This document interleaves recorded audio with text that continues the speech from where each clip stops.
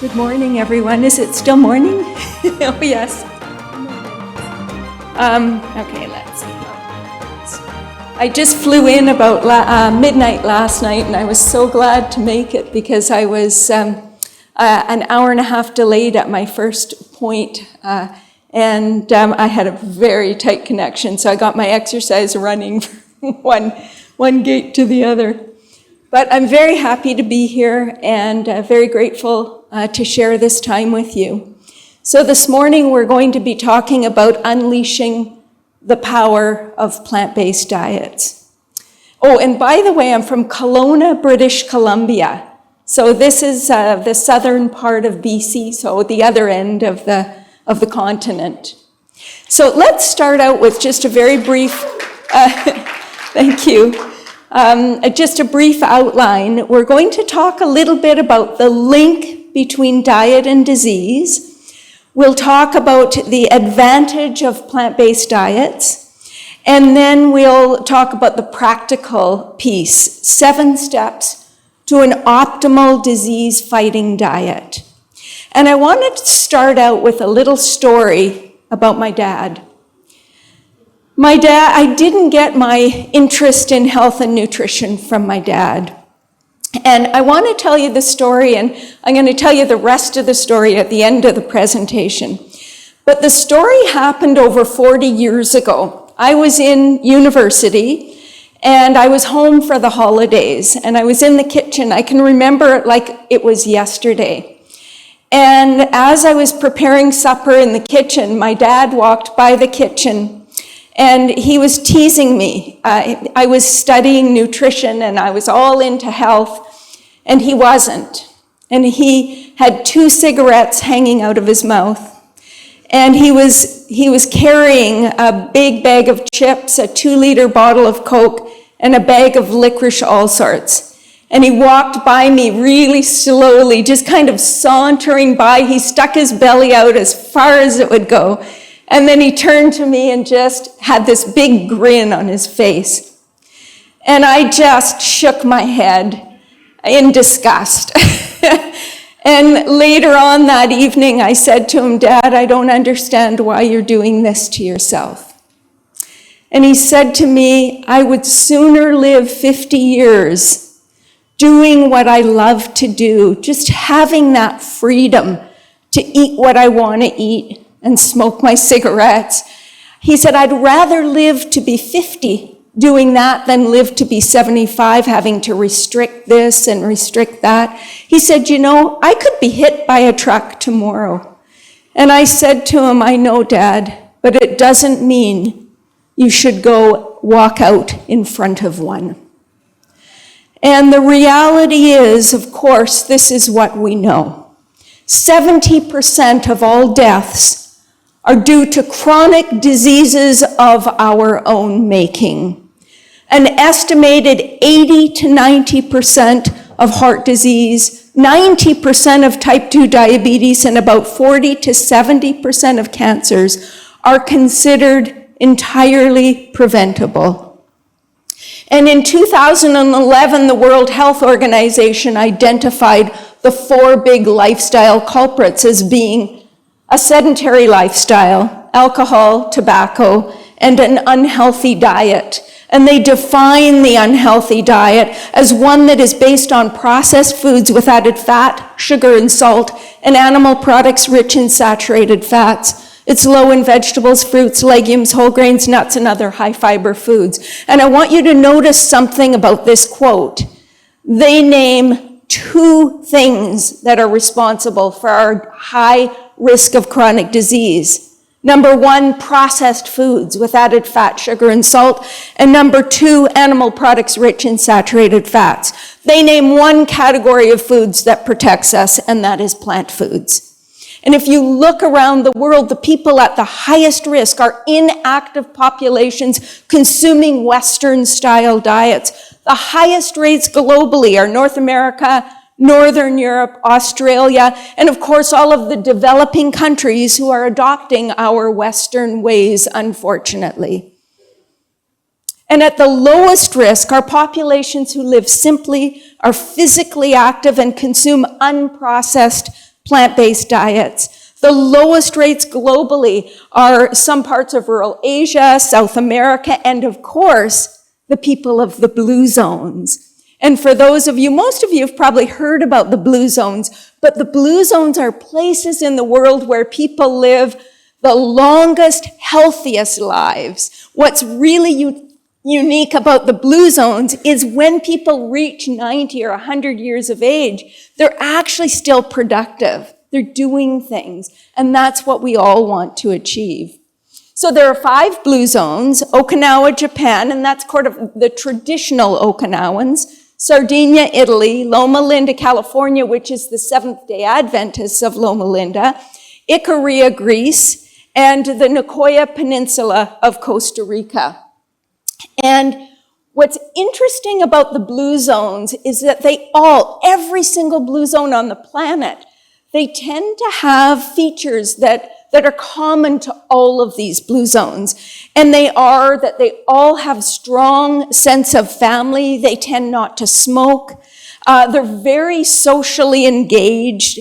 They do constant, moderate physical activity. They do a lot of walking and hiking and gardening and so forth. And where diet is concerned, there are 2 things that are common to all the blue zones. One is that they all consume plant-based diets, and the second is that they all consume legumes.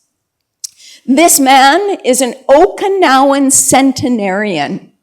He's 100 years old. This is the goal, really, to be that vibrant at that age. And the evidence for plant-based diets continues to grow. So one of sort of I think the most compelling of all of the types of research is when you follow groups of people for many years and look at what they're doing, their lifestyles, their diets, and see who gets what disease. And we actually have been following 3 populations for many years, so 3 cohorts. The first being the Adventist Health Study 2, which is over 96,000 Seventh-day Adventists from North America. This study began in 2002 and is ongoing. The second is Epic Oxford with over 65,000 individuals from the UK. It began in 1993 and is ongoing. And the Tzu Chi Health Study with over 6,000 participants, and these are Buddhists, some who are meat eaters, some who are vegetarians. It began in 2007 and is ongoing. And I want to just mention one thing that's important to know about these 3 cohorts, and that is that people in these cohorts die at about half the rate of the general population. Whether they're meat eaters or vegetarians, they all are health-conscious individuals. And so when we compare the meat eaters with the vegetarians, we're comparing people that exercise the same amount, smoke the same amount, drink the same amount. So it's a very fair comparison. We're controlling for all of these variables. So what are the findings? I'm just going to touch on some of the interesting findings of these various studies. So with cardiovascular disease compared to similar health-conscious non-vegetarians or meat eaters, in Epic Oxford, the vegetarians and vegans had about 32% less heart disease. And in the Adventist Health Study 2, there was 23% lower risk of heart disease among lacto-ovo-vegetarian men and 42% lower risk of heart disease among vegan men, although there were no differences among the women.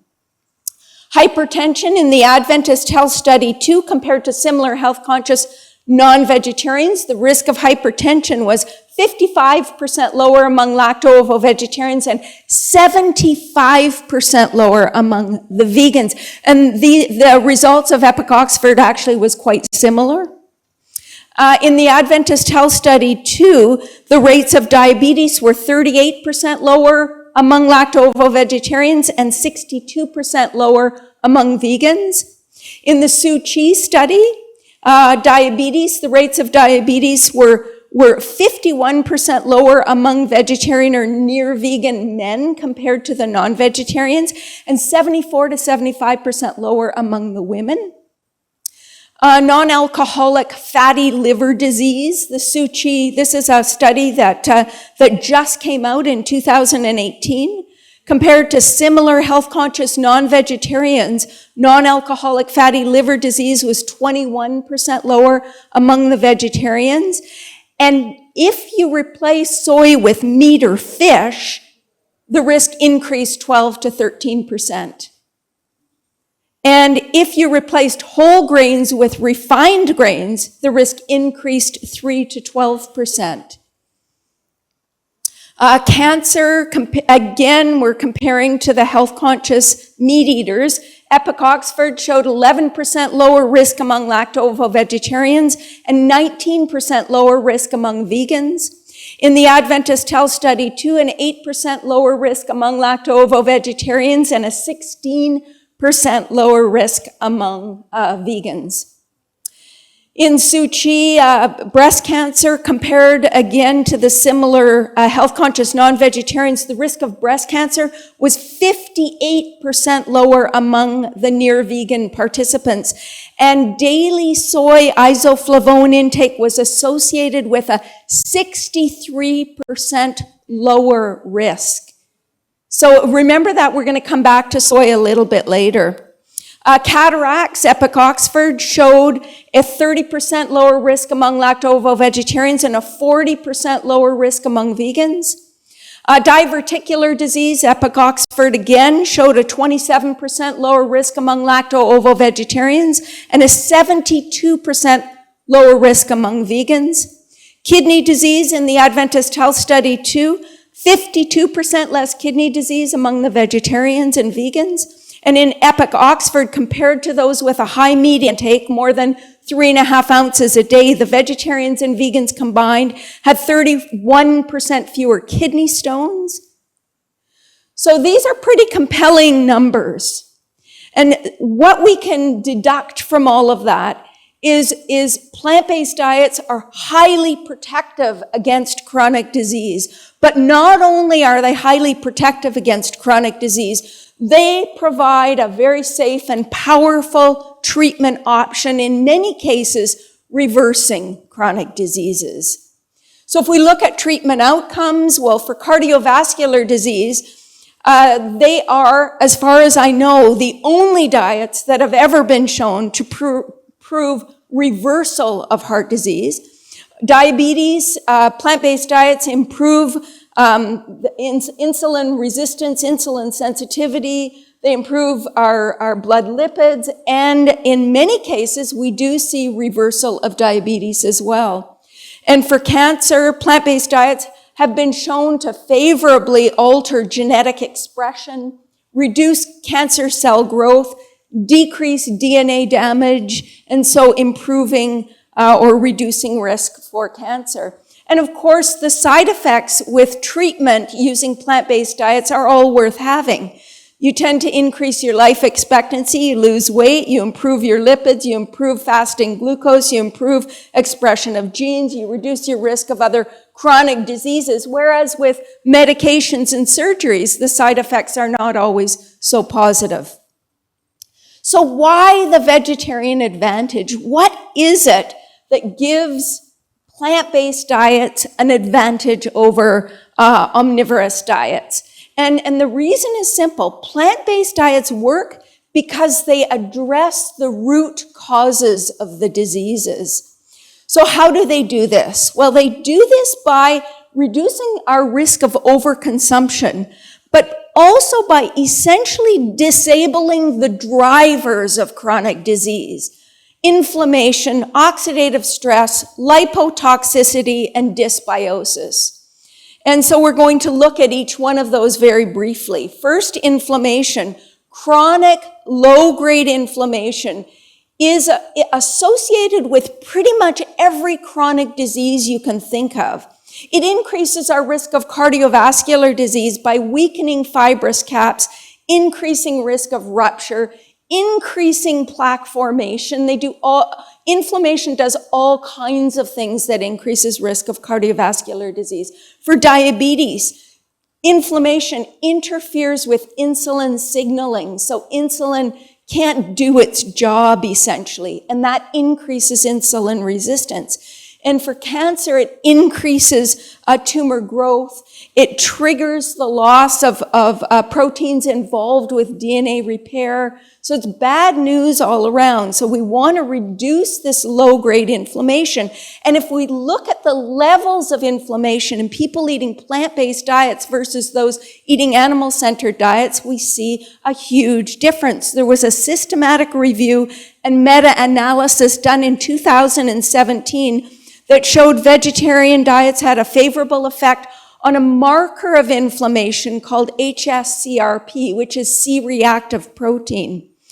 If a person had been vegetarian at least 2 years, of 8 studies, 6 found lower levels in vegetarians, 1 found no difference, and 1 actually found slightly higher levels. We have only 2 studies that I know of on vegans, and the first is from Brazil. They showed vegans had about half the levels of CRP that omnivores do.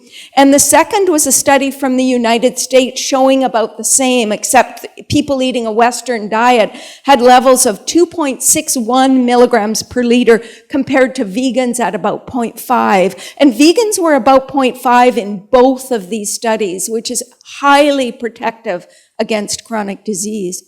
Oxidative stress is another one of the drivers of chronic disease, and it induces damage to proteins, to DNA, to cell membranes, and it increases the development, progression, and complications that are associated with chronic diseases. And we have multiple studies showing that vegetarians, including vegans, have more favorable antioxidant status because they eat more antioxidants.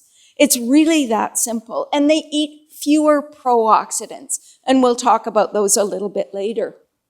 Lipotoxicity. This is something that a lot of people have never even heard of. But what lipotoxicity is the accumulation of fat in places where fat shouldn't accumulate. Okay, so for example, where do we store most of our fat? In our adipose tissue. Right? We have this special tissue that has an unlimited capacity to store fat. When when our bodies get overwhelmed trying to store fat, we sometimes start to store it in places it shouldn't be, like our liver, our heart, our pancreas. And when these organs store fat, they don't function very well. And that is lipotoxicity. We also store it in our muscle tissue as well. And this causes cell damage and cell death. It causes inflammation. It causes mitochondrial dysfunction. It causes insulin resistance. It causes elevated triglycerides and elevated blood glucose. And so what causes lipotoxicity? Well, overconsumption leading to overweight and obesity are the biggest drivers of lipotoxicity. But diets that are high in fat, high in saturated fat, high in trans fatty acids also increase lipotoxicity. Also, diets high in refined carbohydrates, particularly sugars, with fructose being more problematic than other sugars. But fructose is a bit of a story in of itself because, of course, fruit has a lot of natural fructose. But our bodies can handle the amount of fructose in fruit. Fruit comes packaged with fiber and phytochemicals and all of these wonderful protective components. And the amount of fructose that comes in our system is slow enough for the enzymes in our intestines to be able to convert it to glucose and to lactate and to other things before it enters the body.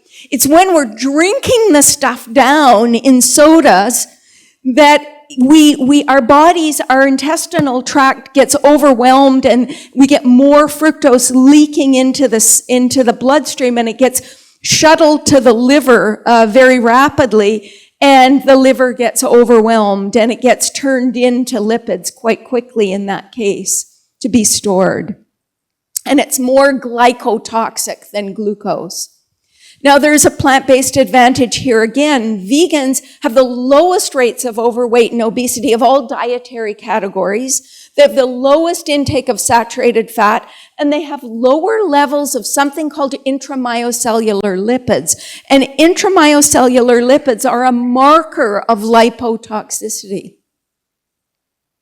And finally, dysbiosis. Dysbiosis is really just when sort of bad gut bacteria start to overrun the good gut bacteria. So you have an imbalance and you end up with an unhealthy gut microbiota.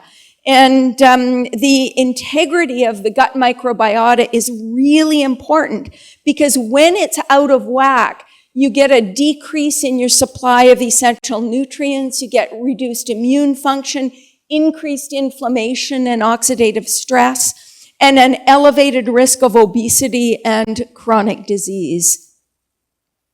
There is an advantage, again, for people eating plant-based. There was a study out of Brazil in 2017 that found vegans had the most favorable microbiota of any dietary category, followed by lacto-ovo-vegetarians. And the author conclusions was exposure to animal foods may favor an intestinal environment which could trigger systemic inflammation and insulin resistance.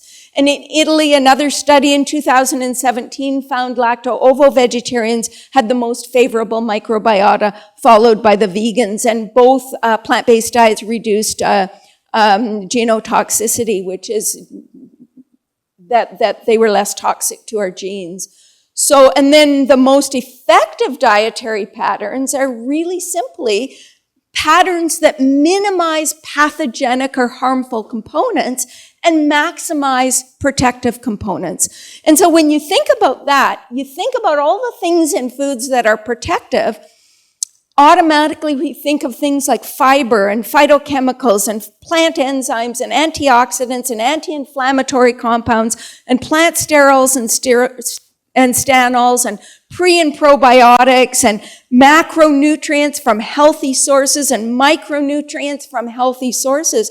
And when you look at this list, the thing that kind of just stands out is that, first of all, fiber, where does it come from?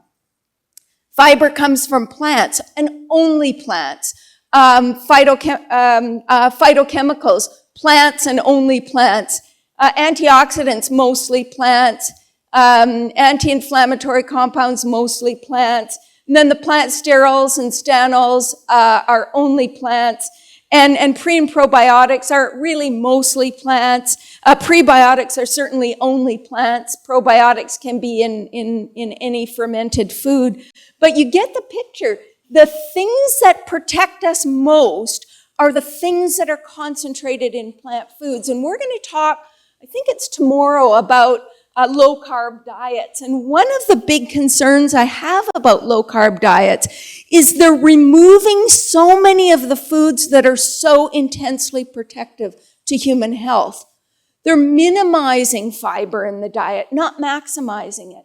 There's no way you can construct a diet that is, super low in carbohydrates, which is the predominant macronutrient of plants, and get optimal longevity and disease risk reduction. It's impossible.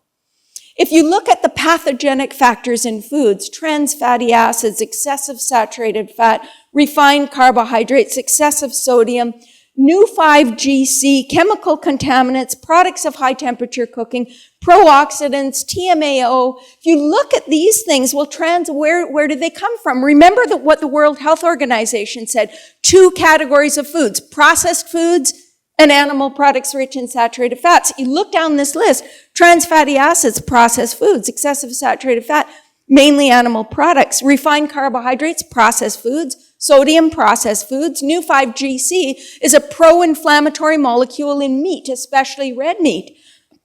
Meat, chemical contaminants tend to move up the food chain. Products of high temperature cooking, well, whatever we're cooking at very high temperatures, we'll talk about those a little bit later. Pro-oxidants, things like heme iron, animal products. TMAO is trimethylamine N oxide, which is formed from carnitine in meat. So it goes into the digestive tract, and the bacteria there will convert it into TMA, and then it goes to the liver and it gets converted to TMAO. And this stuff is highly atherogenic. It increases plaque formation. It increases risk of kidney disease and so on. Not a good thing.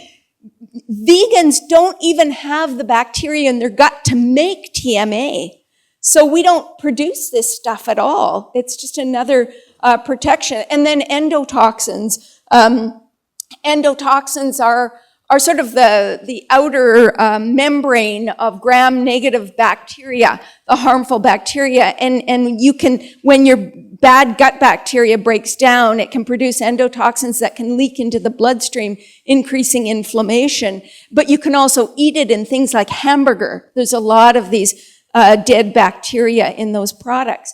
And so now if you look at the actual what we actually eat in the United States, 39% of the calories come from added fats, oils, and sugars. 30% comes from animal foods. 22% comes from grains, 90+% of which are refined. So refined white starch, white sugar products. 9% come from vegetables, fruits, and legumes, probably half of which are orange juice and ketchup. So, we've got a problem. So it's not rocket science why people are getting these chronic diseases. Most of what we eat is a threat to health. So this is a problem. Fortunately, we have a choice. And when people make the right choice, miracles happen. It's just incredible how powerful. When you think about when a diet is lifestyle induced, the only thing that will ever dramatically change that is extreme lifestyle changes. Every single cell of the human body is a product of what we put in our mouths. It would make no sense to think that it doesn't impact us. It has to. And so when I first started working in the Marshall Islands, I was absolutely awestruck by the rate at which this change happens. We had people that were barely able to walk across a room when we first saw them. They'd had painful legs for 20 years, and within a week, it was gone. It was just shocking. So I wanted to share a story with you because I've shared this story before, but it really is my favorite story about dramatic change. And it's my favorite story because of the way it happened.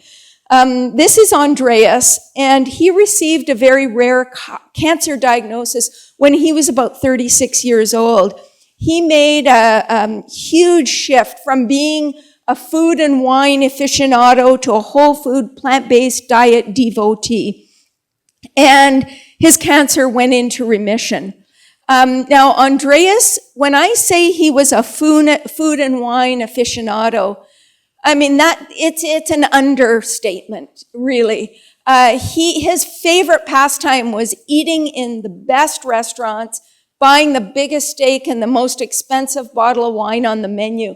I remember him telling me that he and his wife flew to Paris for the weekend to eat in one of the 10 best restaurants in the world, and they paid $3,000 for their meal. So he really was. Food was very important to him. So you can imagine going from that to eating 100% whole food, plant-based, no oil, no sugar, nothing processed at all. This was a big change for Andreas. But what I love about this story is his whole foodie family, his parents, his brother's family, they all said, Andreas, whatever diet you're doing, we're doing with you. Because we always want to be able to eat as a family, and we want to support you. So they were all willing to give up all of these foods they love to support Andreas.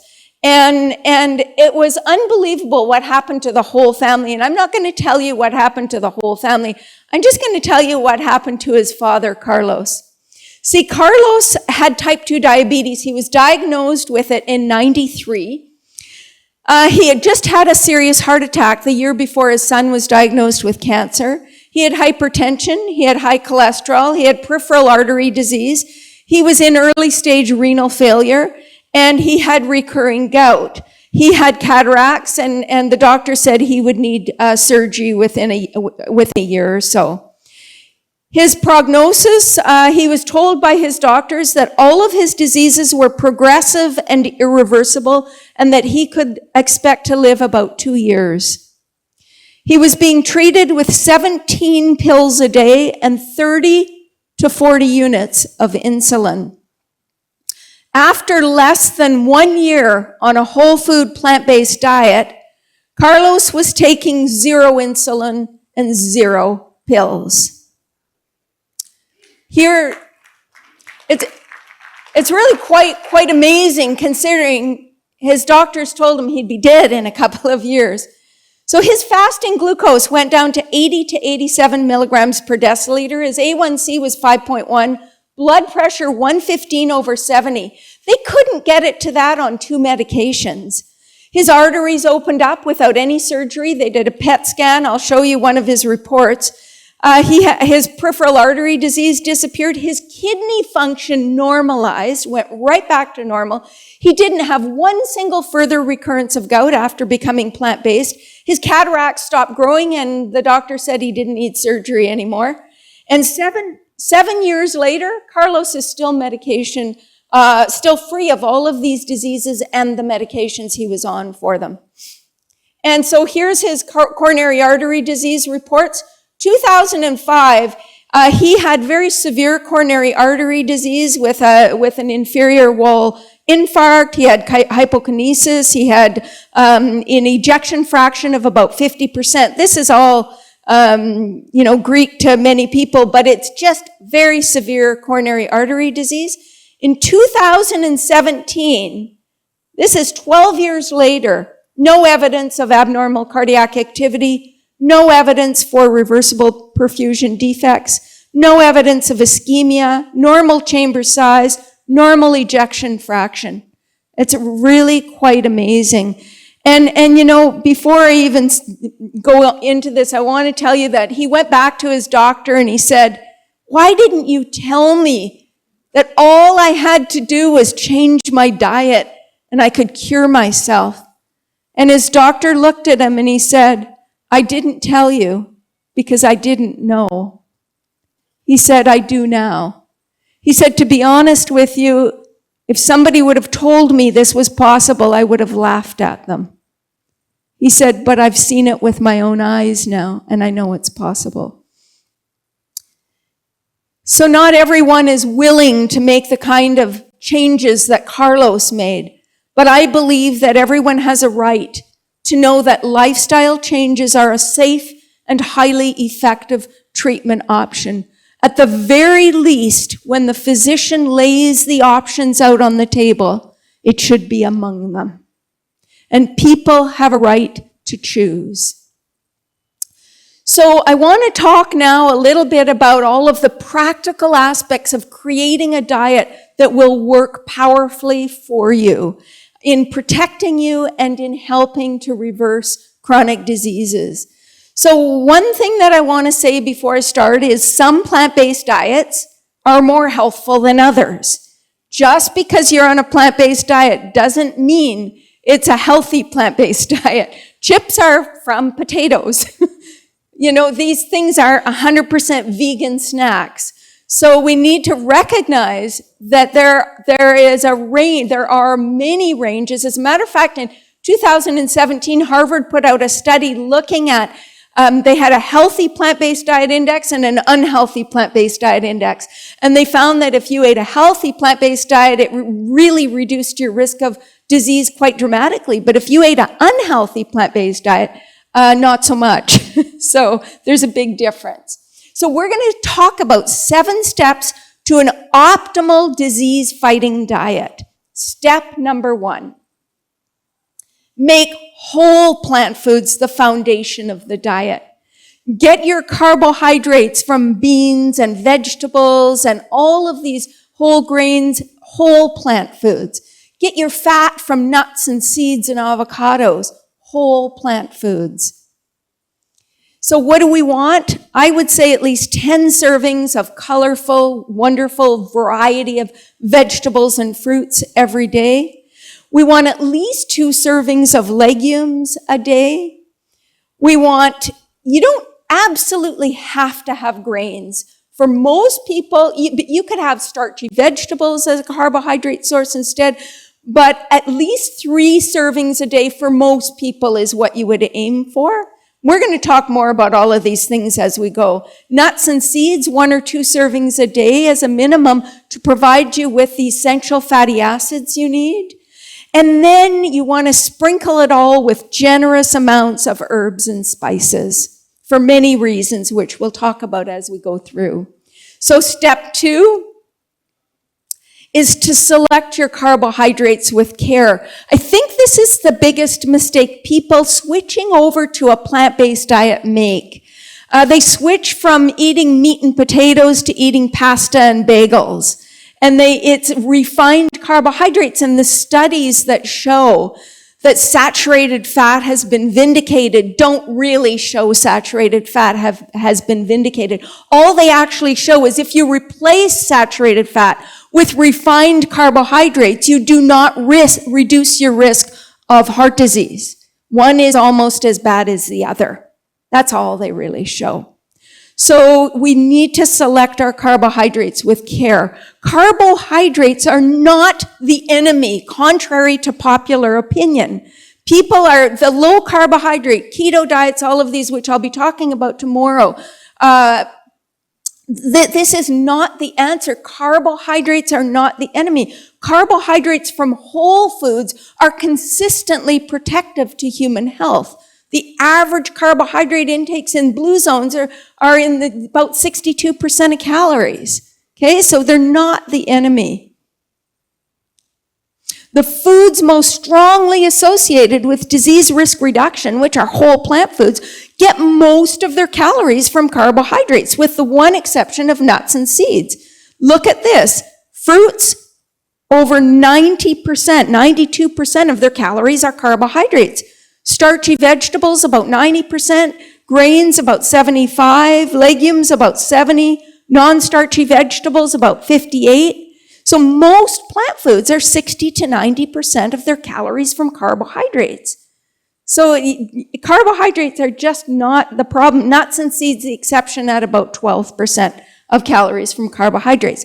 So if carbohydrates are not the problem, then why so much negative press about carbohydrates? Because most of the carbohydrates people eat do not come in the form of fruits and vegetables and whole grains. They're coming in the form of refined carbohydrates. And these are bad news. So what are refined carbohydrates? Well, refined carbohydrates are high carbohydrate foods that have been stripped of their nutrients by food processing techniques. So we're talking about simple refined carbohydrates like all of the sugars and sodas and candies and all of these things, and the complex refined carbohydrates like white flour products and white rice products. Both types of refined carbohydrates increase disease risk. They increase inflammation, and they increase our risk of overeating and obesity, of non-alcoholic fatty liver disease, of insulin resistance, of high triglycerides, and heart disease. But most of the carbohydrates, as I mentioned, that people eat are refined, probably at least 80 to 90%. And I want to talk a little bit about grains and a little bit about sugars. So what is a safe level of added sugars? Well, the American Heart Association says not more than 9 teaspoons for men and not more than 6 for women. The dietary guidelines for Americans say not more than 10% of calories, or about 12 teaspoons a day. The World Health Organization says not more than 10% of calories, but if we made it not more than 5% of calories, we would have much greater health benefits. So you might think to yourself, 6 teaspoons, 9 teaspoons, 12 teaspoons, that's a lot of sugar. But in fact, how much is in food? Well, we get 12 teaspoons or more from a 12-ounce soda. How many people drink a 12-ounce soda these days? You go to the movie theater and it's a 24 or 36 ounce soda, one large flavored coffee. 1 cup of fruit-flavored yogurt can give you 9 to 12 teaspoons of sugar. 1 cinnamon bun, 12 teaspoons of sugar.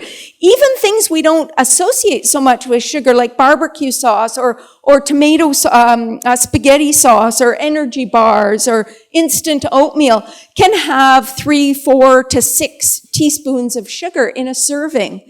The numbers add up very, very quickly. So one of the things I do myself is I don't have any added sugar. I just don't buy things with added sugar. And I also, when I prepare foods at home, if I want something sweet, I'll use dates or dried pears or something like that that's a whole food to provide the sweetness in that food. Sugar's not poison. But it's not a nutrient-dense food. It doesn't come with any fiber or any of the protective components we talked about. So it's always better if you can get it from whole foods. So if we look at the sources of added sugar in the U.S. diet, 47% of the sugars come from sweet beverages. And by the way, on average, people are consuming about 19 teaspoons a day. So that's average in the United States. And so just cutting out sweet beverages would cut that intake in half. So I want to talk a little bit about the grains as well, because most of the grains people eat are refined. And if you take a grain of wheat and you turn it into white flour, you're losing 2 of the 3 parts of the wheat. You're losing the bran and the germ. What you're left with is endosperm. And in that process, you lose 80 to 90% of the fiber, 70 to 80% of the vitamins and minerals, and 95% of the protective phytochemicals. And then, of course, who eats a bowl of white flour? Nobody. Nobody eats a bowl of white flour. What do we do with the flour before we eat it? Well, we add fat, we add sugar, we add salt, we add additives like flavors and colors, and then we eat the white flour. And therein lies the problem. Not only have we removed almost everything of value to human health in making the white flour, but we add a bunch of things that are cheap and unhealthy to the white flour before we eat it. And that is the issue. So, in order to metabolize calories from carbohydrates and protein and fat, we need certain nutrients in our diet. And when we strip them out of our diet, it makes it very difficult on the body to deal with these things. So, and whole grains, I think that's the other thing that people believe is grains are bad.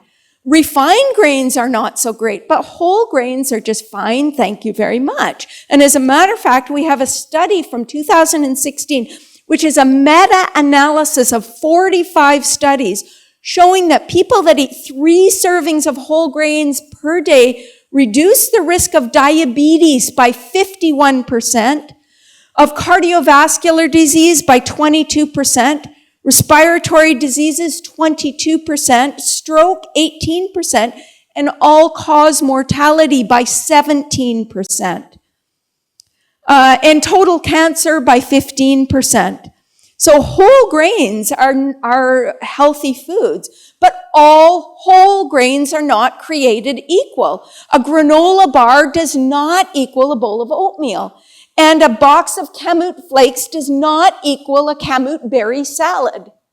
Okay, so one of the things that I found when I first started working with diabetes is people were living on whole wheat bread and whole wheat pasta and all of these whole wheat flour products.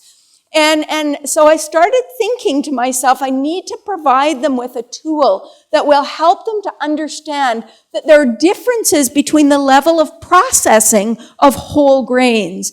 So for example, so here's my hierarchy. At the top of the whole grain hierarchy are intact whole grains. Grains as they're picked off the plant, nothing added, nothing taken away. So things like barley, kamut berries, quinoa, red or black or brown rice. And then next on the hierarchy would be cut whole grains, like steel cut oats or bulgur. Then would be rolled whole grains like rolled oats, rolled barley, rolled rye. Then shredded whole grains like shredded wheat. Then ground whole grains like whole wheat flour products. Then flaked whole grains like flaked cereals. And then puffed whole grains at the bottom of the barrel. Okay, so why are we going down this list in the way we do? Well, as you increase the surface area of that original grain, you increase the rate at which it will be absorbed into the bloodstream. And so it has a higher glycemic index and a higher impact on blood sugar and inflammation. As you go down this list, you lose nutrients. So when you eat that grain intact, as with nothing added, nothing taken away, it takes your body a long time to digest it, but also everything that was intended for you to have was there. But as you process, you lose nutrients. So two things, nutrient losses and increase in rate of absorption of that food.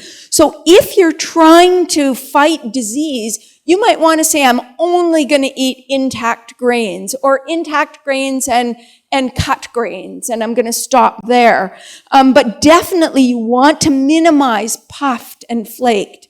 You may want to, if you're trying to reverse disease, say no flour products for a time, and see how that works for you, because I found it makes a huge difference for people. So carbohydrate common sense. Well, get your carbohydrates from vegetables, fruits, legumes, and whole grains. Avoid added sugars, especially in beverages, and minimize all refined carbohydrates, whether they're starches or sugars. Step number 3 is to pick plant protein instead of meat. And just a quick comparison here for you. In the green are the things we talked about that are protective, like fiber and phytochemicals and antioxidants and prebiotics and plant sterols and stanols. And in the red below, all the things that are not so protective, fat and cholesterol and heme iron, which is a pro-oxidant, and Nu-5-GC and chemical contaminants and endotoxins. And if you compare beans and lentils with meat and poultry, what you see is the things that we want there, the things that are protective to human health, are either high or very high in the beans and lentils, and are either zero or low in the meat and poultry, and most of them are zero.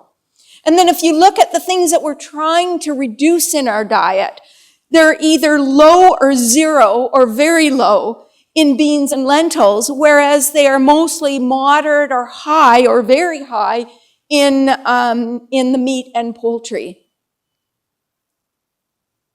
When we look at legumes and mortality, well, there was actually there are 2 studies from 2017 that have analyzed the link between legumes and mortality, and the latest report showed a 7% risk reduction in the highest versus the lowest consumer groups. And I think we didn't see a bigger difference because a lot of people that eat beans eat beans and pork or beans with meat, so it's hard to separate the beans from the meat. But there was another study looking at people of 70 years of age and older, and they reported a 7 to 8% risk reduction in mortality for every 2/3 of an ounce of legumes eaten. That's unbelievable. 2/3 of an ounce is like a tablespoon and a half, or 2 tablespoons at the most. So quite a remarkable risk reduction with legumes. And remember, they're staples in all the blue zones. Every single blue zone consumes legumes. So this is where I want to come to the question of soy, because soy is such a big question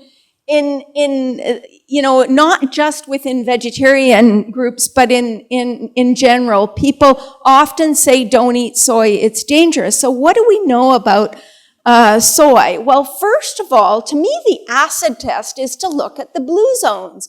These are the longest lived, healthiest people on the planet. In the blue zones, soy is a staple in 2 out of the 5 blue zones, in Loma Linda, California, and Okinawa, Japan. And in Okinawa, the diet looks like this: 7 servings plus of vegetables, generous servings of purple flesh sweet potatoes, smaller amounts of rice and grains, a tiny bit of fish, about a half an ounce a day. That's their animal product in their diet, and 2 servings of soy a day. So if the healthiest, longest lived people, and actually the amounts in Loma Linda would be about the same, around the 2 servings a day, if the healthiest, longest lived people on the planet, who have more centenarians than anyone else, include soy as part of their diet, it's probably not poisonous. Or they probably wouldn't be the longest lived people on the planet.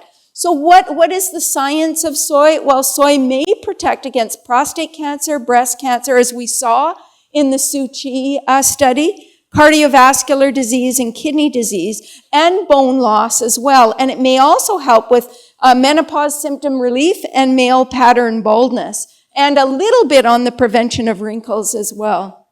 So, however, that having been said, I would say if you're consuming soy, and you don't have to, it's definitely not an essential food, you want to always opt for organic soy. Non-GMO, at least, but preferably organic. And you want to stick with less processed choices most often, like edamame, tofu, tempeh, miso, natto, fortified soy milk, are all reasonable choices that have been made with organic soybeans. And you want to limit your intake of more highly processed choices like veggie meats and soy cheeses. And if you're eating veggie meats, make sure they're organic, because sometimes the protein is extracted using hexane, which is a neurotoxin. So just to be on the safe side, choosing the organic products. Now, if we look at red meat and mortality, we see quite a different picture. Okay, compared to legumes. I looked at all of the most recent meta-analyses, and we can see for processed red meat, the risk of mortality is increased by 15 to 44%. For red meat, unprocessed red meat, about 5 to 14%, and for total red meat, between 17 and 29%.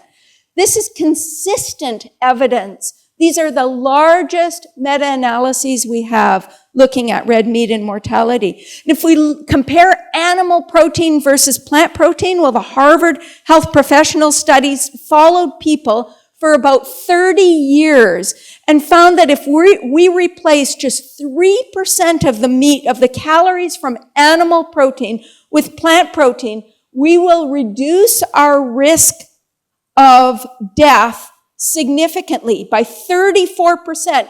If we replace the processed meat with plants, by 19% if we replace eggs with plants, by 12% with unprocessed red meat, by 8% with dairy, and about 6% for fish and poultry. There was another study looking at high protein and mortality with over 6,000 people. They found people that eat more than 20% of their calories from protein had a 74% increase in mortality, a 433% increase in cancer deaths, and a 393% increase in diabetes risk. And that association was abolished or greatly attenuated if the protein came from plants. So those numbers were for people getting their protein from animal products. Step 4 is to replace harmful fats with healthful fats. And so when we talk about fat, we want to focus, like with carbohydrates or like with protein, we want to focus on quality. We want to make whole plant foods the primary sources of our fat. High-fat plant foods are rich in all of the goodies that we were talking about, the fiber and antioxidants and sterols and stanols and phytochemicals, whereas concentrated fats and oils have a lot of calories with few nutrients. Okay, so again, it's like sugar. They're not poison, but they're processed foods. You've extracted them from the food, and you've left the fiber and the good stuff behind, just like you do with sugar. And so just to give you an example, this is sunflower seeds versus sunflower oil. So you can see the oil. So we're using 120 calories worth of oil, which is 1 tablespoon, and 120 calories worth of seeds, which is 2/3 of an ounce. Okay, so we're comparing equal calories from both. Fat, you get about 14 grams of fat in a tablespoon of the oil and about 11 from a tablespoon of the seeds. But look at the other macronutrients. No protein, no carbohydrate in the oil. You get about 4 grams of protein from the seeds. Look at the minerals. 0.00000 in the oil, and you get, reasonable amounts from the seeds. And it's the same with vitamins. Now, vitamin E is the only exception. Oils often contain vitamin E, but there's more in the seeds. And then I didn't have room to list all of the other vitamins, but they're 0.00000 for the oil, and they're fairly high for the seeds. So you can see folic acid here as an example. So very, very important to be getting your calories from whole foods as opposed to highly processed foods. We want to cut back on saturated fat. The American Heart Association and the American College of Cardiology, in their guidelines for heart disease risk reduction, recommend no more than 5 to 6% of calories from saturated fat, which is about what most vegans get. So 5 to 6% of calories is about 16 grams on a 2,000 calorie diet. If you look at the amount in animal products, 2 slices of Meat Lover's Pizza, 22, 18 in a double cheeseburger, 16 in a soft taco with beef and cheese, 9 in an ounce of cheese, 8 in a cup of whole milk. That adds up to 16 pretty quickly when you're eating these kinds of foods. Whereas in plant foods, it's much lower amounts, with the exception of coconut products. But you can see avocado, nuts and seeds, tofu, olives are very, very low. You would have to eat a lot of them to get 16 grams of saturated fat. And then finally, we want to minimize our exposure to damaged fats. So these are highly oxidized fats. They produce aldehydes and acetylenes and all of these things that are toxic. So we want to avoid fried and highly processed foods. We want to avoid or minimize oils in cooking. And if you do use oils in your cooking, you don't want to let the oil smoke, because more of these compounds are formed. And you want to store high-fat foods carefully. So nuts and seeds are protected by a hard shell. When that hard shell is removed, the fats become subject to oxidation, especially if they're unsaturated, like walnuts.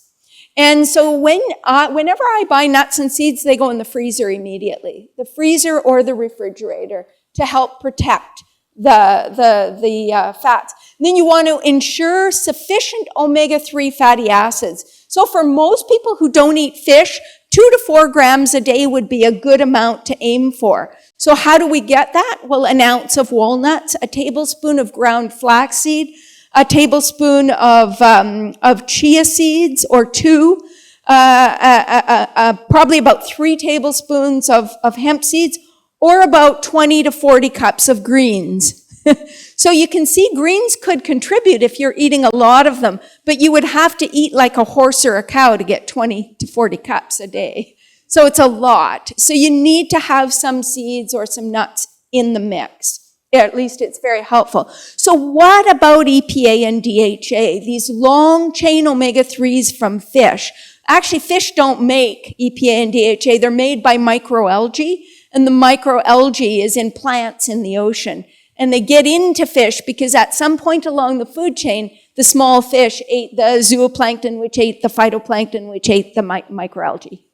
So that's how they get into fish. And so now people culture the microalgae, no raping of the oceans, just culture the microalgae, and you can purchase it in supplement form. And it's not a bad idea to take it. If you do, probably 200 to 300 milligrams a day is recommended. Some people may need more to get their omega-3s up to where they need to be. Step 5 is to maximize the protective components in the diet. The fiber, the phytochemicals and antioxidants, the pre and probiotics. We'll just go through these really quickly. Fiber, how much is recommended? Well, 38 grams a day for men, 25 for women. How much do we actually get? Well, most people about 15 to 17 grams a day. Vegans, 35 to 40 for women and 45 to 60 for men. Anybody hazard to get, well, I'm telling you here, but how much people ate in Paleolithic times? 70 to 150 plus grams a day. That was what people got back then. And so what is optimal? Well, probably optimal is at least 40 grams a day to, 40 to 80 grams a day, somewhere in there. And certainly vegans are at an advantage because all plant foods contain fiber. All whole plant foods. So how much? Well, you get 10 to 20 grams in a cup of beans or lentils. Lentils are about 16, navy beans are about 19, just for example.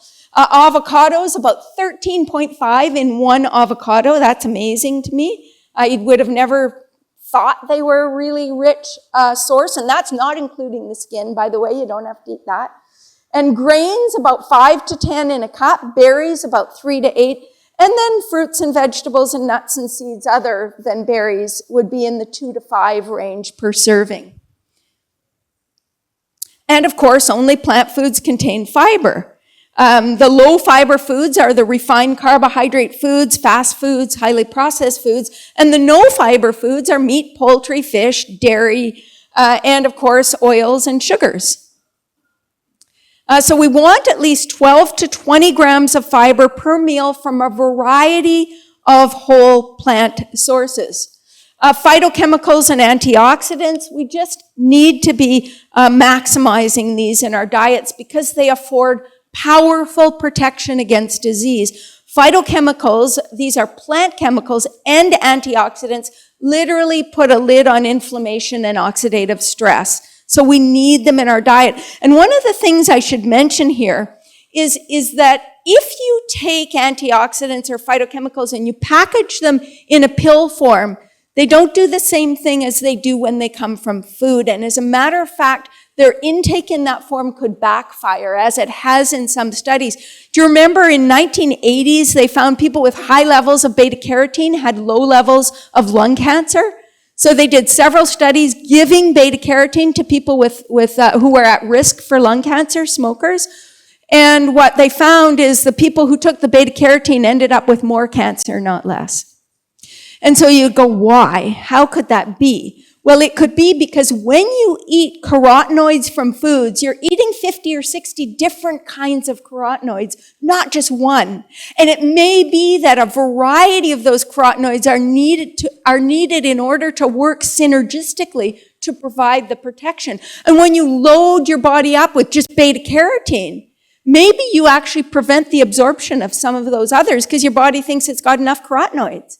So we don't know for sure, but it's always better to be getting those protective antioxidants and phytochemicals from whole foods. And we know these compounds can help to reduce our risk of disease. So how do we maximize intake?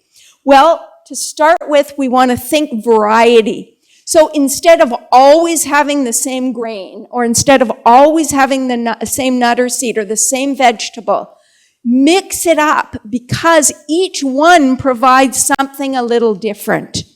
And so the whole works. It's not just fruits and vegetables that provide these antioxidants and phytochemicals. It's all of the plant foods. We want to think color. So the richest sources are often the most colorful. So instead of white onions, choose purple onions. Instead of, brown rice, choose black or red rice. Instead of white beans, choose red or purple beans or whatever, and you get the idea. But generally, even with lettuces, you want deeper green rather than lighter green. You always want to go for color when you can. So if you're buying quinoa, if you could buy the red or black, it just gives more antioxidants. And certainly it doesn't mean you can't eat the beige or the white colored grains. They're fine too.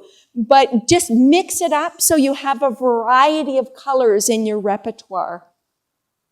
So, and with vegetables and fruits, you want to eat the whole rainbow. I would say at least 3 green, 2 orange, yellow, 2 red, pink, 1 purple, blue, and 1 white, beige every day. And so when you make a salad, one of the little goals you can have for yourself is to see if you can reflect the whole rainbow in your salad. And even try to include things that have unusual colors, like watermelon radishes that are this unique fuchsia pink. You know, try to get that mix of all sorts of different colors. Increase your intake of raw foods. And the reason we talked about plant enzymes, but some plant enzymes help you to convert the phytochemicals in foods into their active forms, what we call bioactive metabolites. And so, for example, there's myrosinase in cruciferous vegetables that helps to convert glucosinolates into isothiocyanates. And isothiocyanates, like things like sulforaphane, for example, are potent inducers of phase 2 enzyme systems that help to convert actually help to convert toxic compounds into water-soluble compounds so you can excrete them from the body. So very, very important function. If you cook your broccoli, you kill the myrosinase and you get less conversion. Okay, so having some of these cruciferous vegetables raw is helpful. And it's the same with the allium vegetable. There's an enzyme called allanase that helps to convert allan to allicin, which again is the active form. So having some raw in a salad dressing, or even chopping it and letting it sit for 10 or 15 minutes before you throw it in your soup. You'll get more of the conversion happening. And then you want to add sprouts. I saw some wonderful sprouts over here, and just unbelievably amazing foods, because what happens when you sprout a food is you're sending a message to the seed that it's time to let the phytochemical army explode, because the phytochemicals are what protects the plant. And so when that little seed has to protect the plant, it's got to multiply its army of protection. So in some cases, like in broccoli sprouts, the sulforaphane content is 50 to 100 times higher than it is in mature broccoli. In a lot of grains, it increases 100, 200, 300, 400, 500% when you sprout. Not only that, but when you're telling a seed to grow, you do a couple things. You reduce anti-nutrients and you release the stored forms of nutrients so that the plant has the nutrients it needs to grow. So it's wonderful transformation in this plant when you sprout. More phytochemicals, less anti-nutrients, so it's all good. And then you want to pile on the herbs and spices. And this is something that we need to think more about. I think herbs and spices should be a food group in of themselves.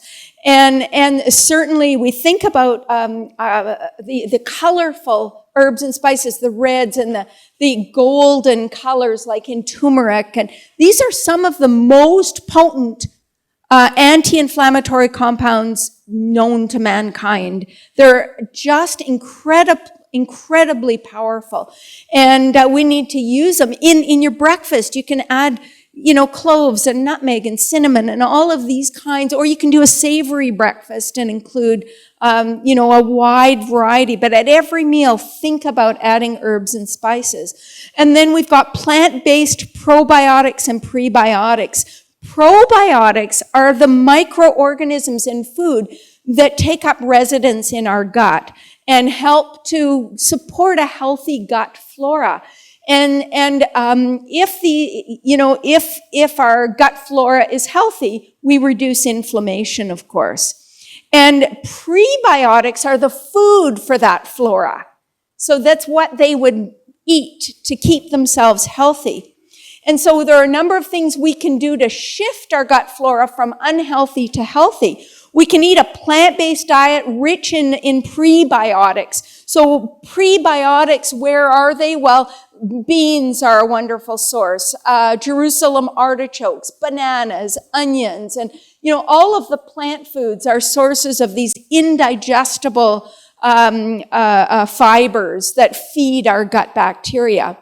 We want to eat food-based probiotics, such as yogurts like almond yogurt or coconut yogurt or any of these kinds of fermented foods, fermented vegetables, sauerkraut, tempeh, miso, all of these probiotic-rich foods. We want to minimize our intake of refined carbohydrates, processed foods, meat, fried foods that can damage our gut microbiota.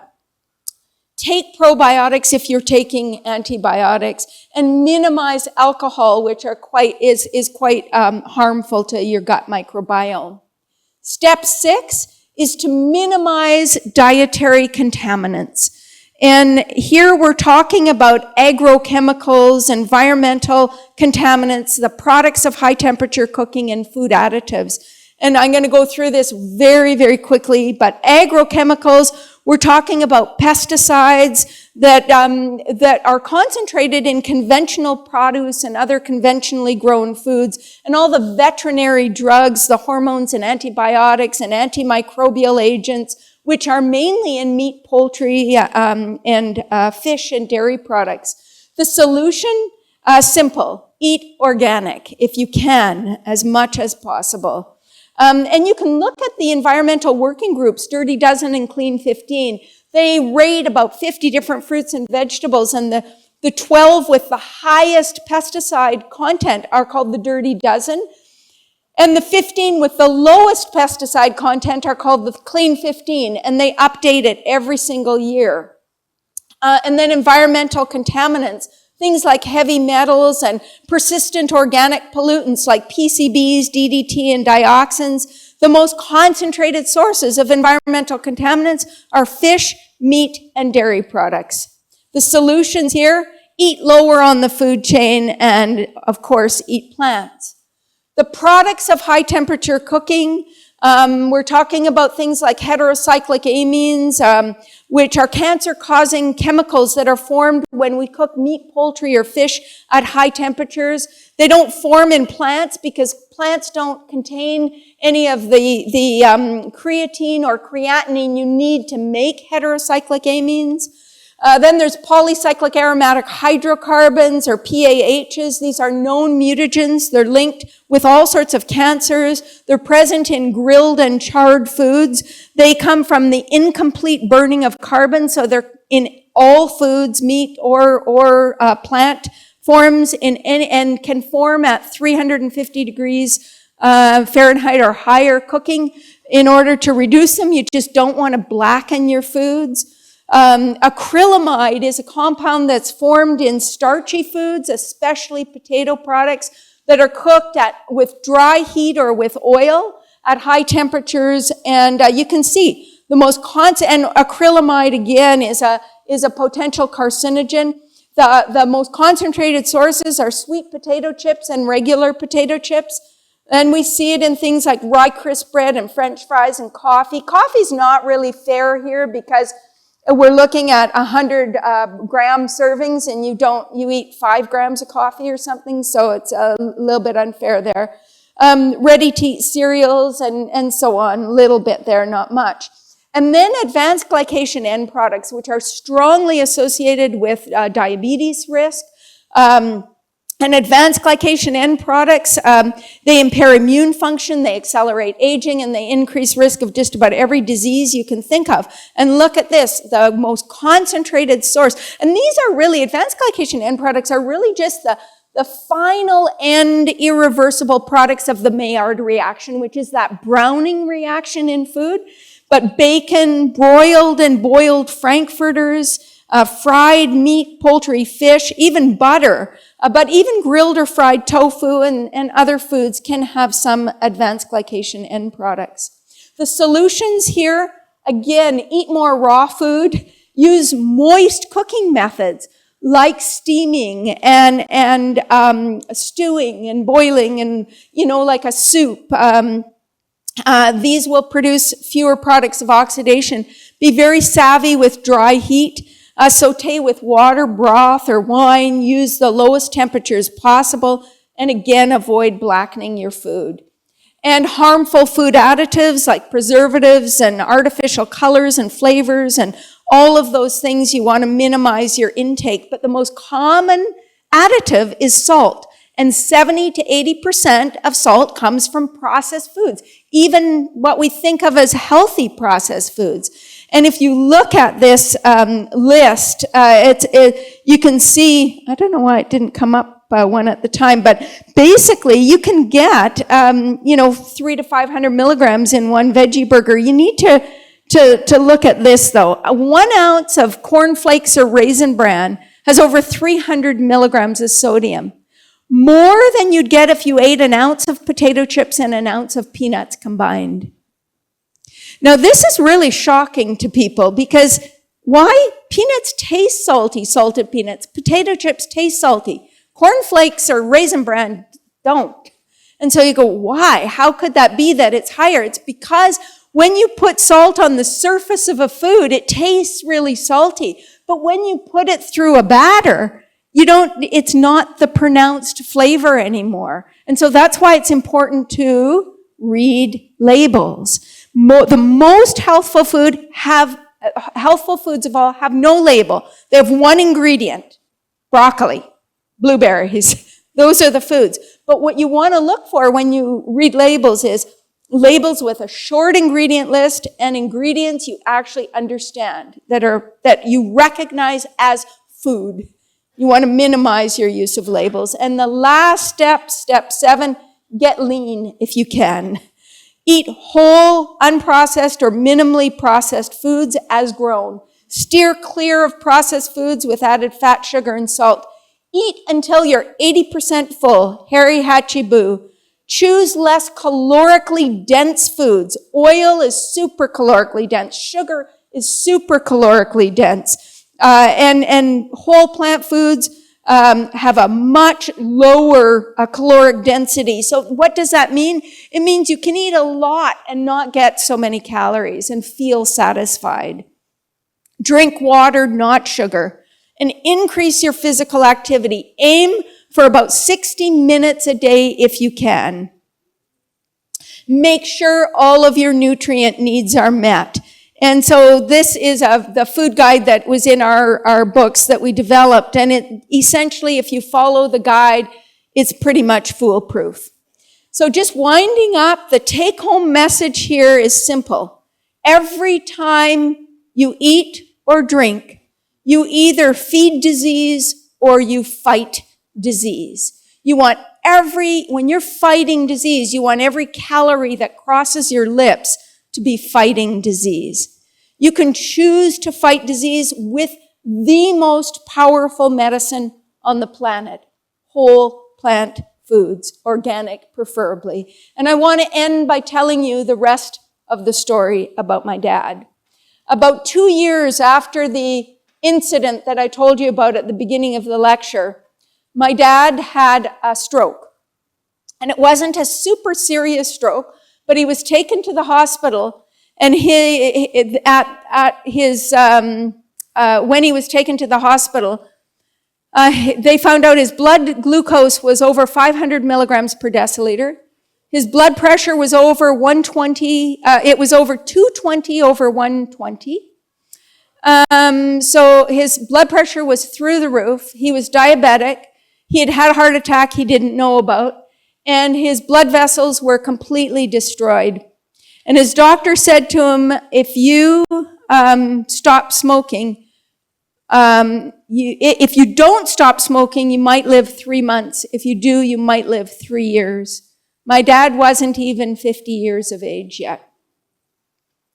And I can remember sitting on my dad's hospital bed with him, and we were both crying. And he said to me, I don't want to die. I want to see my grandchildren grow up. And I want to dance with my sweetheart at our 50th wedding anniversary. And I thought it was so sad that my dad had to get hit over the head with a hammer before he realized that without health, there is no freedom. He wanted to be free to do what he wanted to do. But when your health gets snatched away, your freedom gets snatched away right along with it.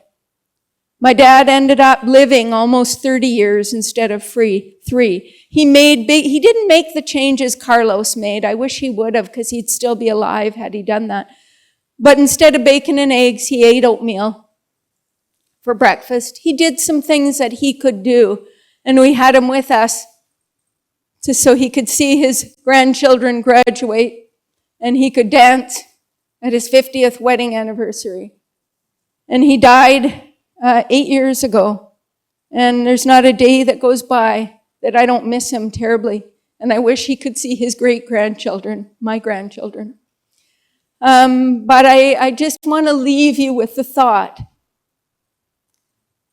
that there's nothing more important than your health, because without it, you can't do what you love to do. And you know, people say, but I just don't want to eat that way. It's hard and I might not like it. You know what I can tell you?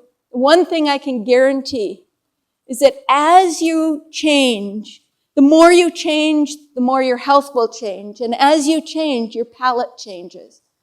And those foods you thought were so yummy become disgusting. They don't even taste like food anymore. And the foods that you thought were disgusting taste wonderful. You actually become addicted to greens. You know, it's a whole different world. And I'll tell you, you do not enjoy your food any less when you start eating healthfully. If anything, I think you enjoy it more because you appreciate the real taste of real food. And so with that, I will stop, and I know everybody's probably pretty anxious to taste the food that's coming. Thank you so much.